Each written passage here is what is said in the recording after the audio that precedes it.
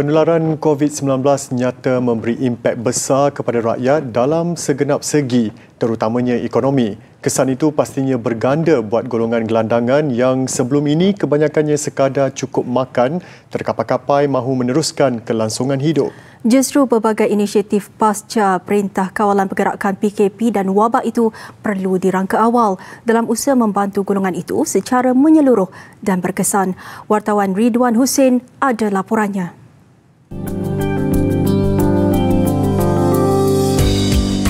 Atas kesedaran itu, program penempatan pekerjaan diusahakan Kementerian Wilayah Persekutuan dengan kerjasama Jabatan Tenaga Kerja JTK Wilayah Persekutuan Kuala Lumpur dan pelbagai agensi lain. Dilaksanakan di Pusat Sementara Gelandangan PSG, temuduga kerja untuk golongan ini giat dilaksanakan sejak Mac lalu. Gaji serendah RM1,200 sebulan bersama allowance ditawarkan untuk jawatan di pelbagai sektor, antaranya perkilangan, ladang penterakan dan pasaraya. Mereka turut berpeluang bertugas sebagai pekerja am Dewan Bandaraya Kuala Lumpur dengan gaji harian. Tidak hanya kerja, kemudahan tempat tinggal juga disediakan majikan. Syarat kelayakan yang diletakkan 25 syarikat terlibat tidak setinggi langit. Cukup sekadar lepasan sekolah menengah, sihat tubuh badan dan yang paling penting, mahu bekerja. So, kita tak ada memilih sangat. So yang penting sihat tubuh badan dan sanggup bekerja lebih masa. Itu kita sudah cukup lah untuk kita. Sungguh pun begitu, ada juga cerita kurang enak yang singgah di telinga. Banyak macam tak mau kerja tu. Panggil dia naik interview pun tak mau tidur saja. Jadi susahlah. Ada betul-betul kerja tapi dia punya umur sangat besar. Jadi macam 60 lah itu tak kuasa sebab kita kira ladang sana mau kasih ayam makan kah, itu prosesnya kilang mangkas sikit berat, barang tak boleh angkat macam mana. Jelas dakwaan itu ada benarnya apabila ada yang hanya sekadar endah tak endah. Tak kurang juga yang rela lena diulik mimpi daripada bersusah-susah beratur meminta kerja. Ya betul, tidak semuanya begitu.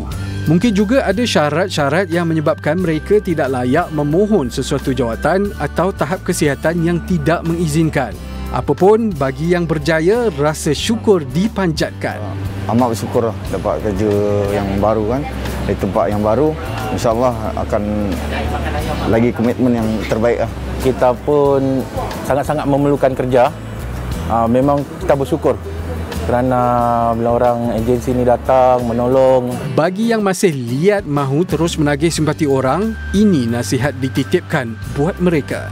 Si hidup melarat macam tu, lebih baik kita kerjalah daripada hidup daripada NGO yang bagi makan tapi kami tak bekerja. Bagi yang gelandangan ni lah, bekerjalah bilang orang, supaya bilang orang kita kehidupan kita bebas, kita taklah bilang orang melempat.